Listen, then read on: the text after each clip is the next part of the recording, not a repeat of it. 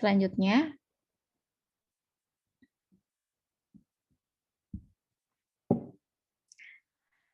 nah, selanjutnya adalah tentang nilai perusahaan, biaya modal, dan juga agency cost. Perlu diingat bahwa tujuan dari penentuan struktur modal ini adalah untuk memaksimumkan pendapatan setelah pajak bagi pemilik modal. Jadi di sini kenapa kita perlu struktur modal yang proporsinya pas adalah kita targetnya untuk maksimumkan pendapatan oleh pemilik modalnya setelah dikurangi oleh pajak. Jadi biasanya di sini kita akan mempertimbangkan faktor pajak di dalam struktur modal perusahaan gitu. Nah, pendekatan Maudley, Gianni, dan Miller ini menjelaskan bahwa ketika perusahaan ada dalam kondisi terdapat pajak penghasilan perusahaan, maka nilai perusahaan akan meningkat terus karena penggunaan utang juga semakin besar. Jadi, kalau misalkan MM ini modelnya dia mendefinisikan bahwa ketika perusahaan itu punya punya pajak penghasilan, kemudian nah, pajak penghasilan itu kan nanti, sebagai salah satu pengurang dari pendapatan perusahaan. Nah, ketika ternyata perusahaan itu punya hutang yang, tinggi, berarti kewajiban perusahaan untuk membayar biaya utang itu juga akan tinggi.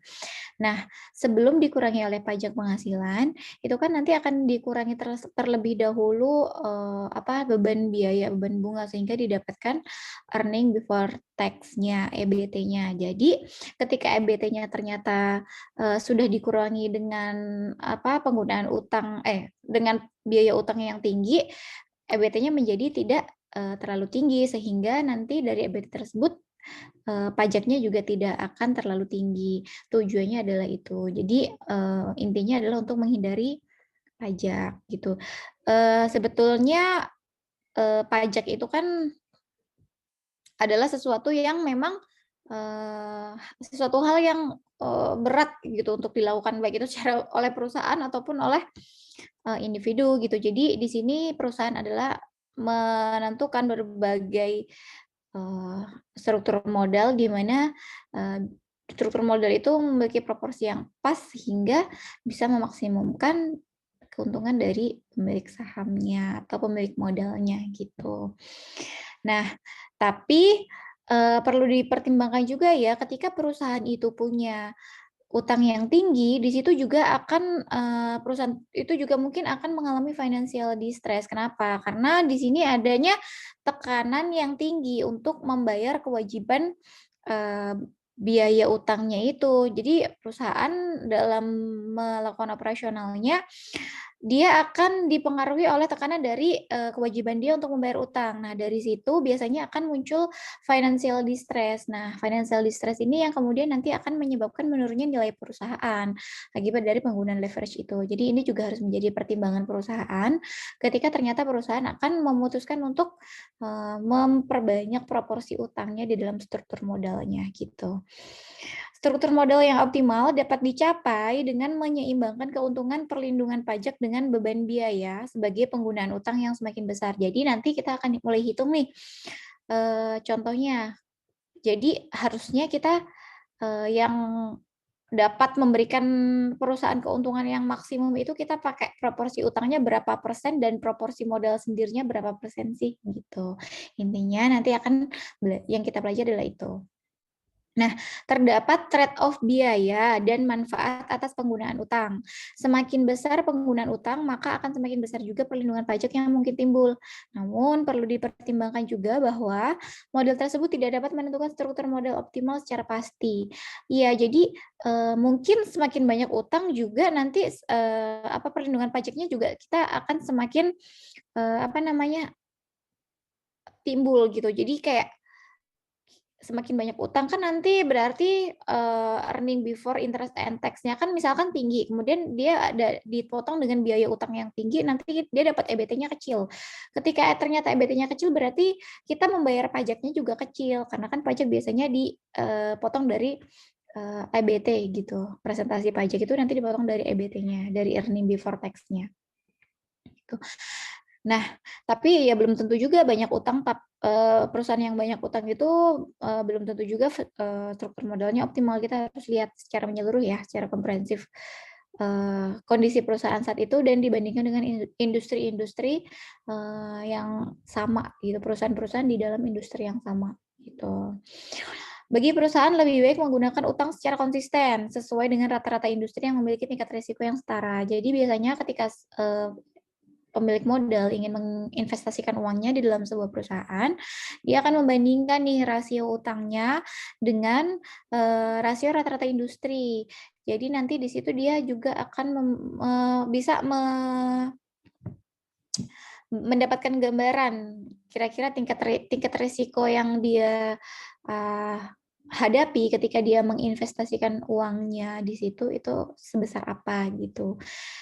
Nah, tujuannya adalah ketika ternyata memang tingkat resikonya tinggi, ya berarti, required return yang diinginkan oleh pemilik modal juga harus tinggi, gitu. Kalau misalkan ternyata return-nya tidak sesuai dengan, risiko yang dihadapi oleh perusahaan, ya investor juga akan berpikir ulang ya untuk melakukan investasi, gitu. Slide selanjutnya. Nah, selanjutnya adalah tentang pengaruh leverage finansial terhadap risiko. Jadi apa sih sebenarnya pengaruh dari leverage finansial terhadap risiko ini? Nah, gini, jadi apabila leverage diartikan sebagai rasio utang terhadap total aset sesuai dengan nilai bukunya, maka ketentuannya apabila ROA itu adalah return on asset, sama dengan tingkat bunga, maka tidak ada pengaruh penggunaan leverage terhadap return on equity.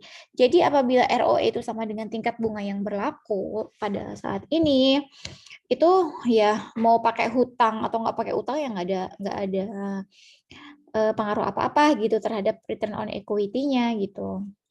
Sedangkan apabila return on asetnya kurang dari tingkat bunga, maka semakin besar penggunaan leverage akan semakin memperkecil ROE. Ketika ternyata return on asetnya kecil, kemudian tingkat bunganya tinggi, berarti kan dia bayar biaya bunganya itu lebih tinggi daripada return yang dia hasilkan gitu. Jadi itu yang membuat nanti semakin memperkecil dari return-nya, return yang dimiliki perusahaan atas ekuitas yang dimilikinya gitu. Apabila ROA lebih dari tingkat bunga, maka ROE akan semakin besar utang, semakin besar ROE. Nah, di sini kita lihat bahwa apabila ternyata di dalam analisis perhitungan yang telah dilakukan, return on asset dari sebuah perusahaan X misalkan lebih besar dari tingkat bunga, maka nggak apa-apa perusahaan tersebut mendapatkan modal dari utang, karena toh ternyata dari utang itu juga dia akan masih mendapatkan keuntungan gitu setelah dipotong dari biaya bunganya. Jadi semakin besar dia utang, semakin besar juga mungkin produksi yang dihasilkan, dan semakin besar juga return dari ekuitas yang dimiliki gitu. Nah, ini contoh kasusnya ya. Contoh kasusnya adalah jika diketahui bahwa total aset ini adalah total aset sebuah perusahaan nih A gitu ya, contohnya misalkan adalah sebesar 200.000 juta itu berarti 2 miliar ya. Leverage rasio utang terhadap total aset adalah sebesar 0%, 20%, 40%, 50%, dan 60%. Ini maksudnya adalah kita nanti akan hitung masing-masing skenario. Jadi dari skenario yang 0%, kemudian kita hitung apabila skenarionya adalah skenario leverage-nya adalah 20%, kemudian kita hitung nanti apabila skenario leverage 40%, 50%, dan 60%. Nah, apabila kita anggap tidak ada pajak dan biaya utang, tidak ada pajak, kita anggap tidak ada pajak dan kemudian biaya utangnya adalah 10%. Nah, di sini berarti biaya utangnya 10% ya. Dan ROA adalah 5%, 10%, dan 15%. Jadi di sini ini nanti kita juga akan hitung skenario ROA-nya mulai dari 5%. Jadi nanti kita hitungnya gini, dengan ROA 5% dan leverage 0% itu akan mendapatkan ROE berapa. Selanjutnya dengan ROA 5% dan dengan leverage 20% ROE-nya berapa. Lanjut lagi dengan ROA 5% dan dengan leverage 40% kita dapat ROE-nya berapa. Nanti kita hitung satu-satu. Nah, kita lihat contoh yang skenario pertama. Skenario pertama itu kita pakai leverage 0%. Ketika ternyata perusahaan tidak punya utang atau leverage-nya itu 0%, berarti kan dia tidak punya kewajiban untuk membayar biaya bunga. Berarti biaya bunganya adalah 0.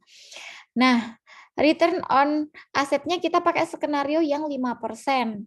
Dan total asetnya itu kan tadi sudah ada nih 200 miliar.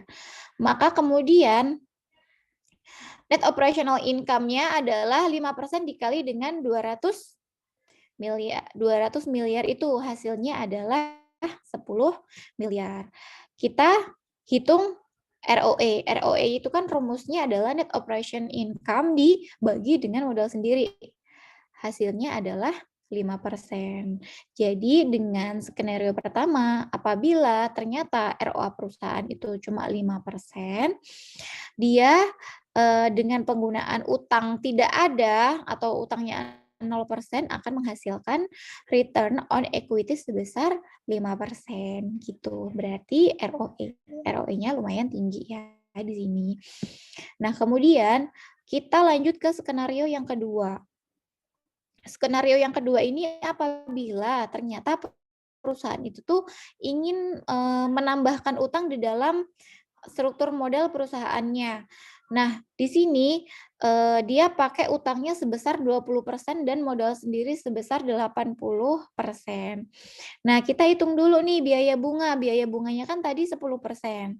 Jadi kita hitung dulu nih biaya bunga yang dikeluarkan oleh perusahaan itu berapa.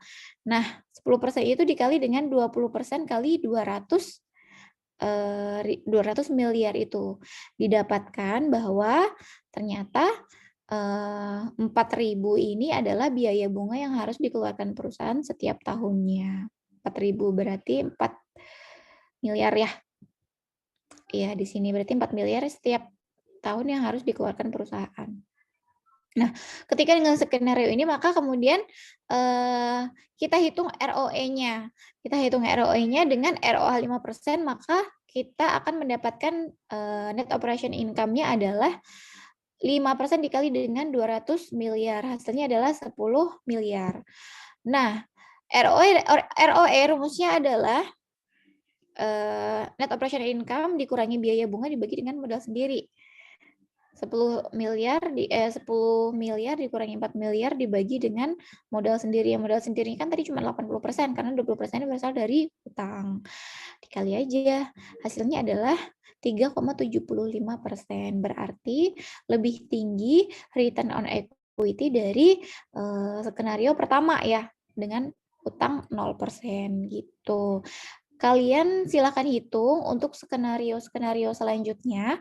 Nanti ditulis tangan, difotokan aja, dikumpul ke grup. Deadline-nya sampai dengan pertemuan minggu depan ya.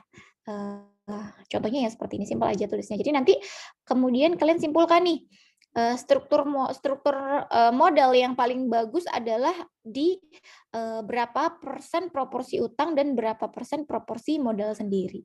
Kemudian dia dengan tingkat ROA yang berapa nih, gitu. Slide selanjutnya.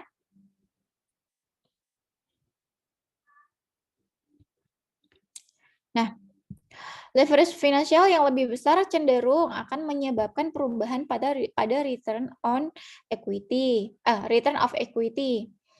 Dengan kata lain, perubahan yang kecil dalam return on asset, harusnya return on equity ya, akan mengakibatkan perubahan ROE yang lebih besar. Jadi ketika ternyata ada perubahan di dalam return on assetnya, maka akan mengakibatkan perubahan juga terhadap return on equity gitu. Utang yang lebih tinggi akan mengakibatkan risiko yang dihadapi oleh pemegang saham bisa meningkat. Oleh karena itu, required rate of return-nya juga akan meningkat. Jadi ketika ternyata utang perusahaan itu tinggi, berarti kan semakin beresiko tuh perusahaan itu dalam penjalangan operasional karena dia utangnya tinggi gitu. Nah, ketika ternyata utangnya tinggi berarti pemilik modalnya juga was-was sebenarnya kan, risikonya juga tinggi gitu. Nah, karena risiko tersebut dia juga berarti mengekspektasikan bahwa return yang dia terima juga harus tinggi gitu. Jadi sejalan ya antara risiko dan juga return itu. Biasanya semakin tinggi risiko juga return yang diinginkan oleh pemilik modal juga semakin tinggi. Apabila return on asset lebih dari biaya utang, maka leverage tersebut favorable. Kenapa? Karena ketika ROA-nya itu lebih besar dari biaya utang, itu pasti akan utang yang akan dilakukan oleh perusahaan itu pasti akan menguntungkan perusahaan karena return yang dia dapat dari utang tersebut setelah dikurangi oleh biaya utangnya masih tinggi, masih menguntungkan bagi perusahaan. Itulah disebutnya sebagai favorable gitu. Nah, kemudian apabila penjualan tetap, maka peningkatan leverage akan mengakibatkan fluktuasi laba per lembar saham dan return on equity-nya. Gitu. Nah, masih ada slide selanjutnya nggak? Iya, guys. Udah habis, Miss. Ada suara. Habis ya. Sampai dengan saat ini ada yang ingin ditanyakan nggak?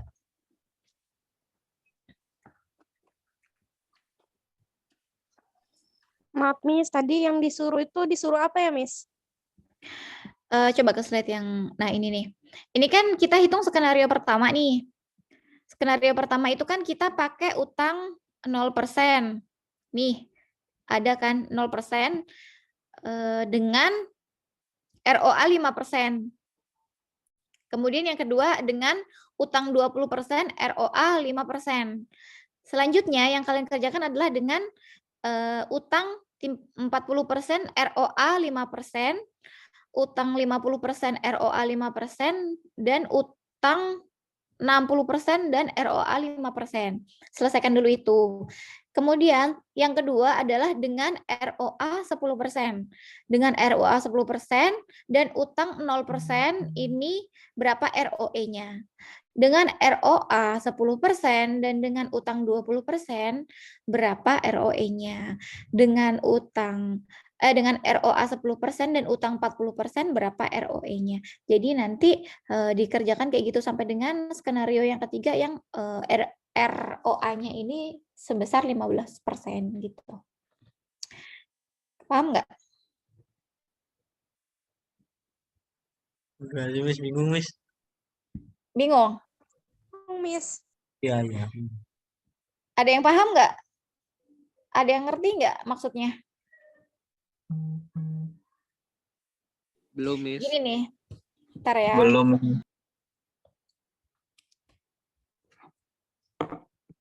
Coba kalian buat table. Harus saya cari kertas dulu.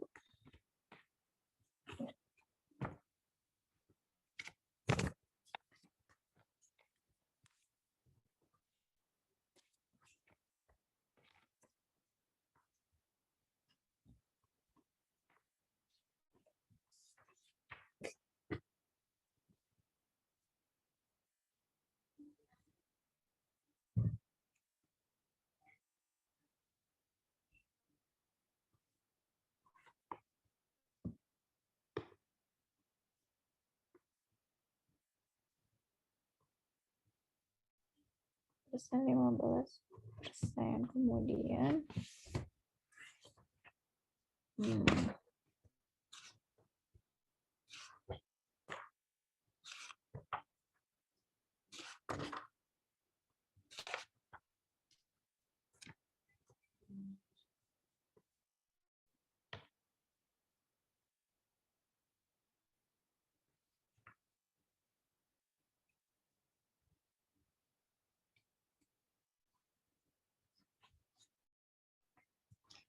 kelihatan nggak ya?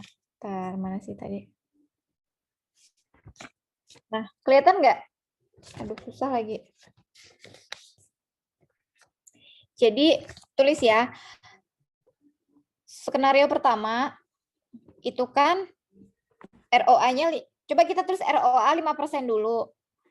ROA 5%, kemudian kalian kebawahin, berarti skenario pertama dengan modal, dengan utang atau leverage sebesar 0%. Ini di ROA 5% ya. Kemudian skenario kedua dengan utang 20%, ketiga dengan utang 40%, 50%, dan 60%. Kemudian dengan ROA 10%, utang 0%, 20%, 40%, 50%, 60%. Selanjutnya ROA 15%, utang 0%, 20%, 40%, 50%, 60%. Saya fotokan dulu. Kalian pada buka WA kan ya? Buka, Miss. Buka, Miss.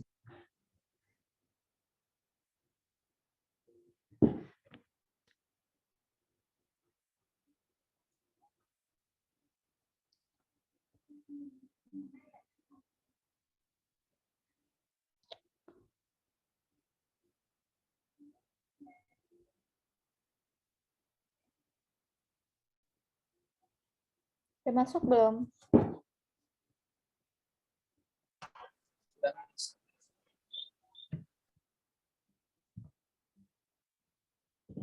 Ngerti nggak?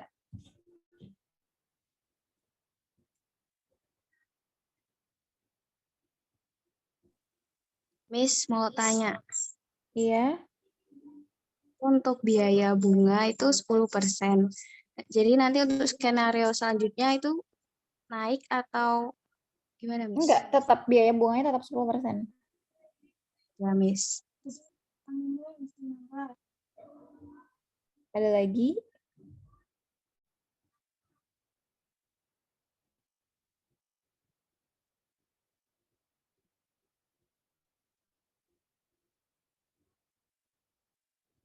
Udah ngerti belum? Kalau belum ngerti saya jelasin lagi nih. Jadi kalau di skenario ketiga tuh 15%, Miss. ROA-nya. Return on asset-nya 15%. Jadi nanti kita dapat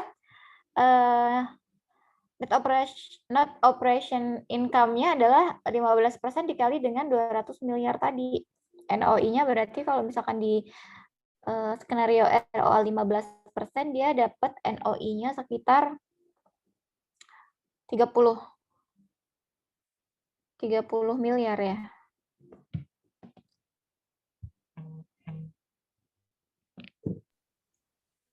Miss, Hmm?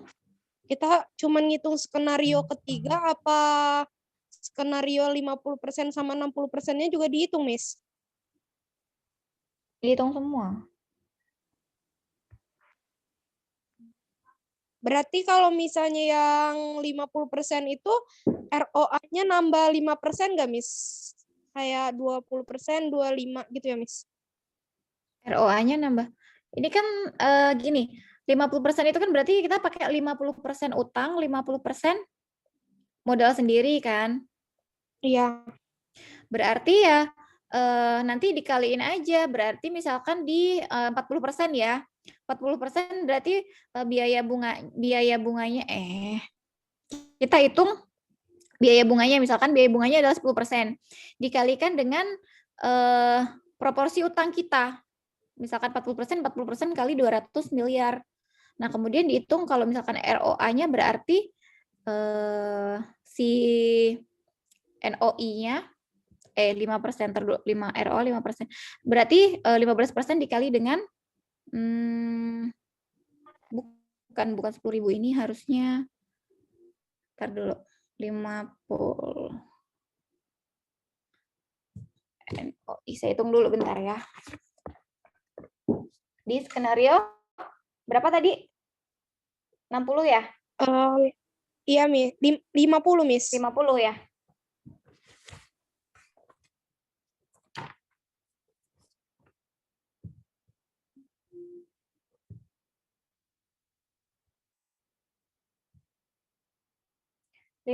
di ROA yang 5% atau di ROA yang berapa?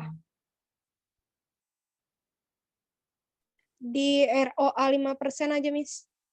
Di ROA 5% ya. Iya.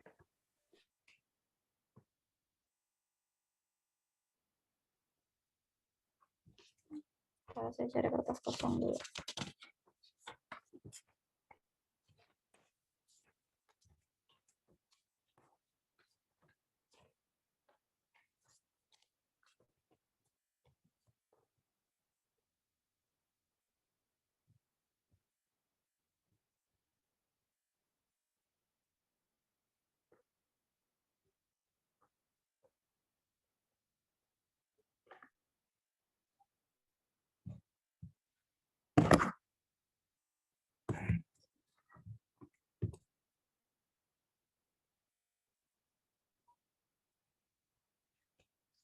Miss, Miss mau tanya.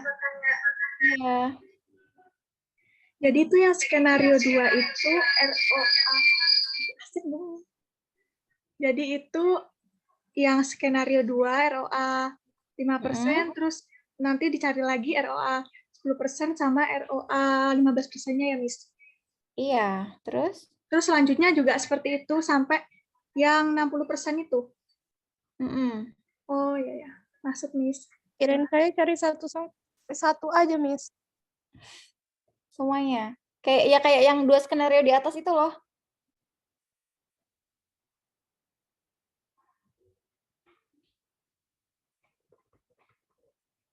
Bentar ya, saya contohkan untuk yang di 5%. Di rasio utangnya, di utangnya 50%, modalnya 50%.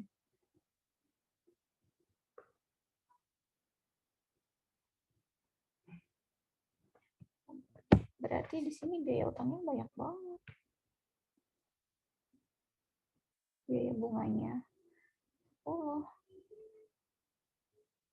Kemudian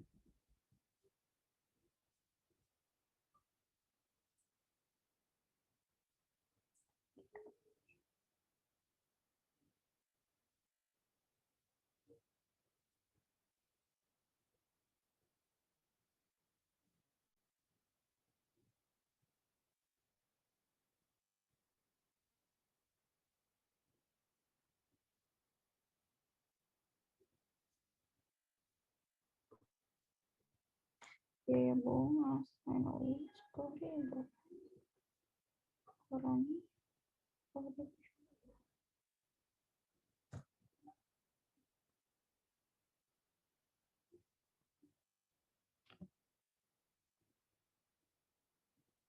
10% dari 100.000 itu kan 10.000 ya, benar ya?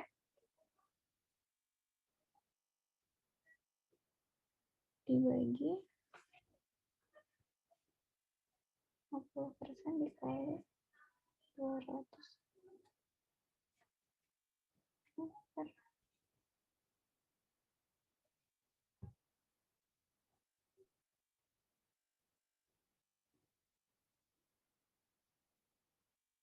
Oh, 10% dari 10.000, 1.000 ya, Miss? 10% dari 100.000. 10.000. 10.000 kan benar ya, Mas?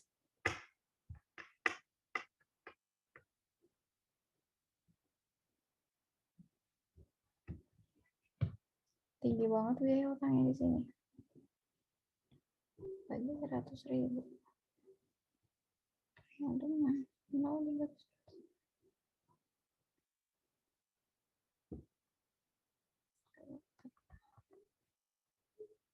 Yang ditanyain tadi apa? Yang ditanyain tadi Ketika yang 50%, Miss. ROA-nya 5%. Terus bingungnya